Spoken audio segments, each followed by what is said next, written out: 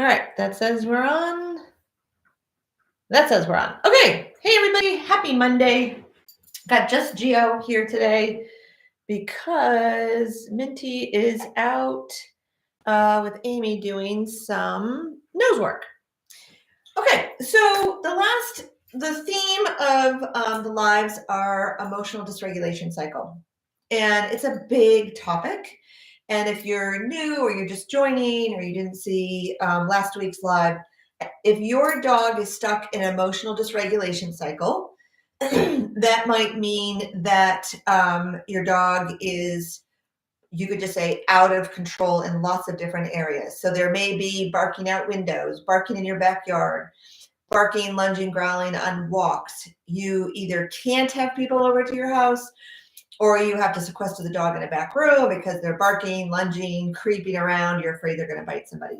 Some dogs are emotionally dysregulated in the car. They bark and lunge out the window, or they're just barking and carrying on all the time.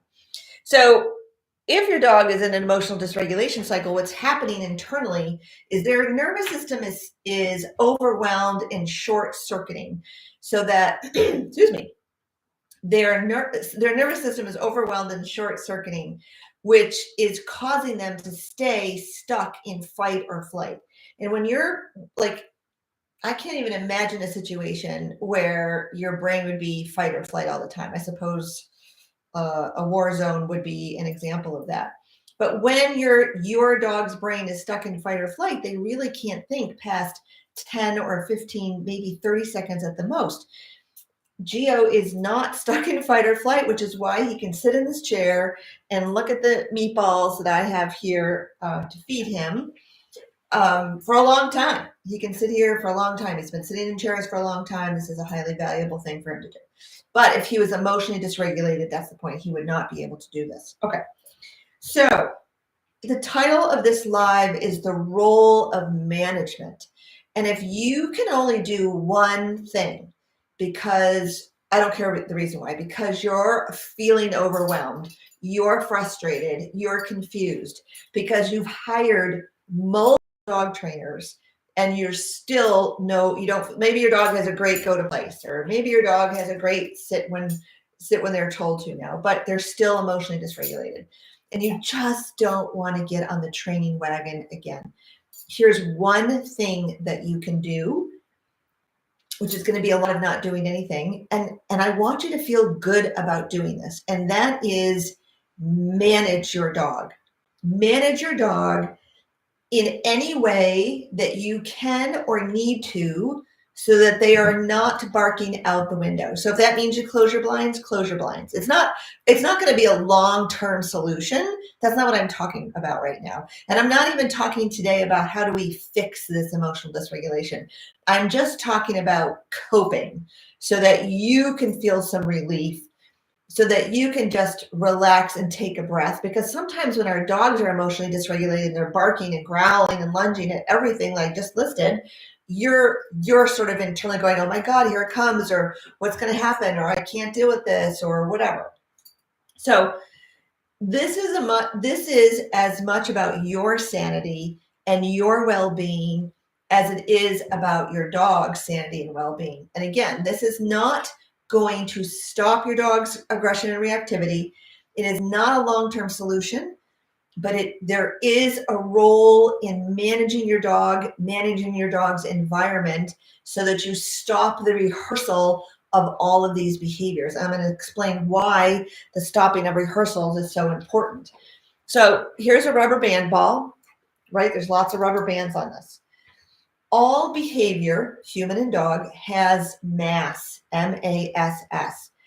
And what that means is every time your dog practices a behavior, you put more mass on that behavior. What do I mean? Every time I feed Geo for sitting in this chair, every time he is reinforced for sitting in this chair, I'm adding mass to the behavior of chair sitting. So he's 9. He's been doing this, goodness sakes, I don't know, since 2 maybe. His rubber band ball is actually enormous on this behavior, on sitting in the chair. I don't need these treats anymore to have him sit in this chair successfully. I could do it without them. I choose to do it with them. I got this all set up. He got in the chair. I went down the hall. I opened up the refrigerator. I got myself a drink of water. I brought out some treats for him, and I came back and he was still sitting here. If Minty were here, I could do that, but the chances are she'd get out of the chair because she doesn't have enough mass for sitting in the chair.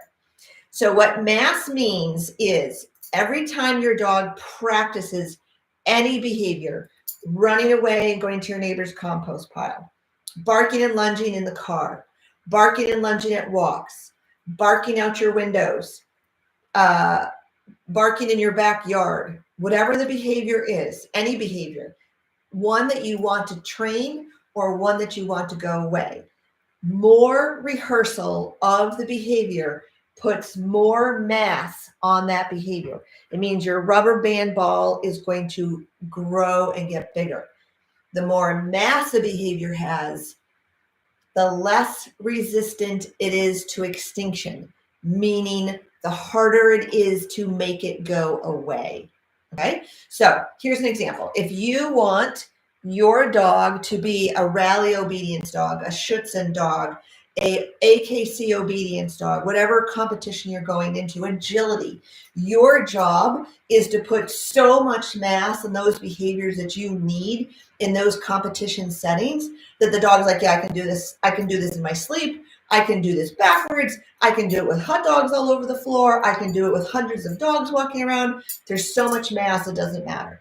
There's so much mass on chair sitting for Geo that in summertime, when the coffee shops and people put seating out on the sidewalks, Geo can sit in a chair while we eat dinner. He can sit there the whole time that we eat dinner. And it does not matter what is happening around him. It doesn't matter if dogs walk by. It doesn't matter if people walk by, kids walk by. It doesn't matter what happens. He will stay in that chair because there's so much mass and because, again, it's just who he is. He's very emotion regulated. Okay, so here's another example. Years and years ago, someone called me and they said, Denise, I need you to come out and stop my dog from jumping on people. And I said, okay, so how old's your dog? 8. 8 years old? Yeah, he's 8. Well, how long have you had him? Oh, we've had him, since he was a puppy. Okay, well, why are we trying to stop the jumping now at age 8? Oh, well, my elderly grandparents have come to live with us and he can't be jumping. I said, okay, well, we need to manage that situation because there's so much mass on jumping, like huge amount of mass on jumping. You're just going to have to manage him. Like we're not going to train him to go and sit instead of jump quickly because of the amount of mass that behavior has. Okay. Now, so back to your aggressive reactive dog. Those are some examples of where you might want mass: competition, rally, agility, AKC, obedience, Schutzhund, whatever. Those are places that you want a lot of mass. I want a lot of mass for sitting in chairs because I do a lot of videoing and I like to have Geo here. I think it's fun for you guys to see him sitting here. Okay, so, but I don't want a lot of mass on him jumping on people. And when I first got him, he was 11 months old. He was a proficient jumper. Jumped on counters, jumped on me, jumped on the furniture, jumped from piece of furniture to piece of furniture, jumped on baby gates. Like jumping was his answer to everything. And it was a learned behavior. So I just took the lazy way out, you guys.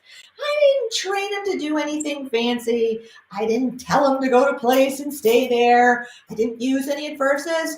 If you were coming over, he was in his crate. If my kids were coming home, he was in his crate.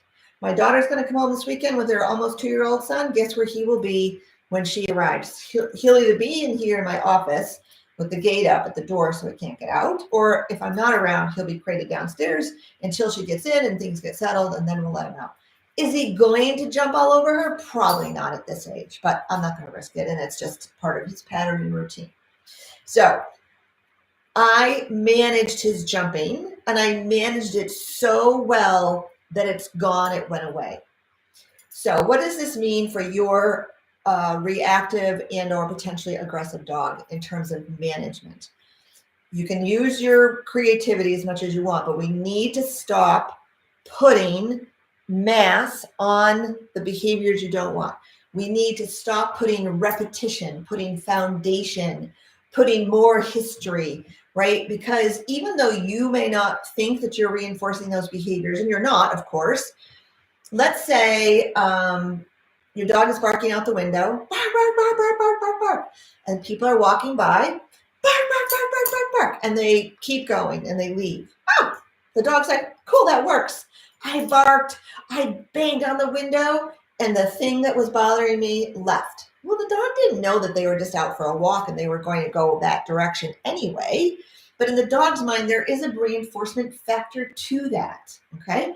Now, in the car, you may be driving, you're trying to get to the grocery store or whatever it is you're going. And if your dog is barking out the window at something on the sidewalk, and you will of course keep going because you're driving, but there's a reinforcement history. There's a risk of reinforcing the dog. Oh, well, that works too, because here I am barking my full head off in the car, and the thing went away.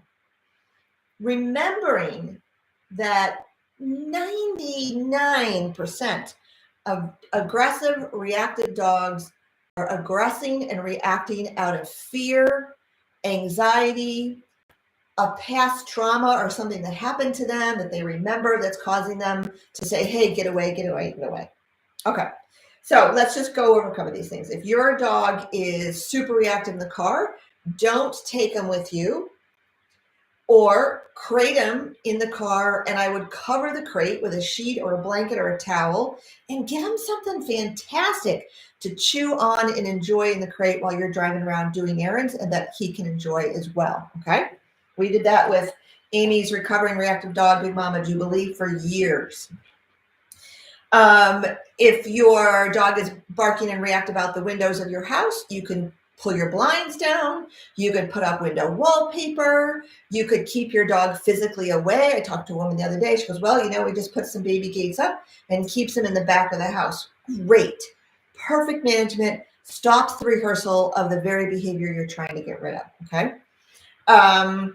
Tethering your dog so that they just have to stay wherever you have put them. And there's all sorts of chew-proof leashes and tethers if you have a dog that's chewing through things. Give your dog a big bone or a large stuffed Kong or something else to do to keep them busy so that they're not looking out the window. If your dog is barking and carrying on in your backyard and you probably have a lovely fenced-in backyard, however the fencing is, doesn't matter. You're probably going to have to go out there with them so that if they start, you can just bring them in. They may need to run around your beautiful fenced-in yard dragging a long leash behind them so that you can go, oh, we're not going to do that. And you pick up the leash and you bring them in the house and you just put the kibosh on all the jumping, all the barking, all the nasty things. So think a little bit outside the box. And I wish I had a better way of saying that. I don't want you to feel like you're giving up or you're copping out or you're not training enough. You're not trying hard enough, because management is huge. Because if you can go out and do all the training you want, but if your dog is still emotionally dysregulated in all these places, you're working against yourself. It's like, I'm going to go run 10 miles today, and then I'm going to come home and I'm going to eat the entire package of double stuffed Oreo cookies.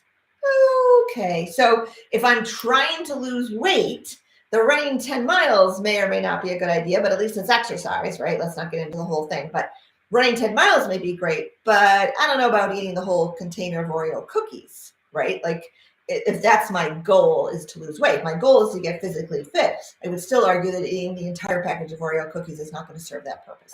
But you get the idea of what I'm talking about.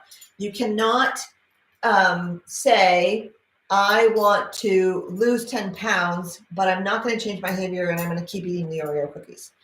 You can't say, I'm going to quit smoking, and then you're smoking on weekends or whatever, right? We need to so for your dogs, if you're training or you're working with your trainer or you're working on counter conditioning or the BAT method or the counter conditioning method and desensitization, whatever it is you're doing, training wise, if you're not adding a management of a component of management, then your dog is practicing all of the very behaviors that you're trying to get rid of, that you're trying to stop, right? And your goal is to have a calm, relaxed dog that can just sort of like chill out and watch the world go by. Now, there's lots of reasons that dogs are reactive. We're not going to get into that today. Today, emotional dysregulation is what we're talking about in the role of management. If you can only do one thing, then by all means, please do management so that your dog will just stop practicing this stuff. It's not a long-term solution. It is not a fix. That's not what I'm saying. I'm just saying that at some point we have to stop that behavior from being rehearsed for your sanity, right? I am very concerned about the people that I work with and where they are mentally, emotionally, because we need to take care of you guys and nurture you guys and stop blaming you for all of your dog's reactive and aggressive behavior, because it's not all your fault. I don't think any of it, frankly, is your fault. There's so many things that go in to making Geo who he is. Do I think I'm a good trainer? Yeah, I think I'm a very good trainer. Can I get all kinds of behaviors? Yeah, I can get all kinds of behaviors. But you know what? He's just genetically a super dog, super sound. If I go out and I'm weeding, doing things in the yard, you know where he is? He's laying in the grass. He's laying in the front yard. Oh, if I go to the back, he'll get up and he'll move to the back. And people go, wow, he's so well trained. And I'm like, yeah, well, it's just who he is as a dog. Okay. All right. So if you can only do one thing because you're tired, because you're exhausted of dealing with your dog's emotional dysregulation, because you're frustrated, you're confused, because you've hired so many trainers and you've tried so many things, the number one thing that I would have you do is manage your dog in such a way so that you stop all of the barking, lunging, growling in all of the places that it's happening. Okay. All right. So at the end of the month, we are hosting our free live webinar, Dog Aggression, Fact versus Fiction. Come and learn why all the things you've been told to do to stop your dog's aggressive reactive behavior aren't working. And I've been hinting to that a little bit today. If you want to get the link to join that free live webinar, type in management, because management is the simplest, easiest thing to do. I want you to feel good about it. Don't feel like you're copying out. That's not the case. Type management in the comments. You can message us and we will send you that link. If this has been helpful to you guys, please share it. Please like it. Please say something, because you know what? I'm just going to ask. It helps the algorithm so that we can reach more people and help more dogs stop their aggressive reactive behavior. All right, guys, I'm going to say goodbye on all of the different things I'm on. I will be back on Wednesday. It's not always the same time, so sorry about that. Hey, Deborah, I see you saying management. Awesome. I will send that to you. All right, you guys, signing off. Have a great day. Management is the number one thing you can do for yourself and for your dog in order to help them stop their activity and stop their aggression. See you on Wednesday. And there, bye-bye, Facebook. And last but not least, bye, YouTube.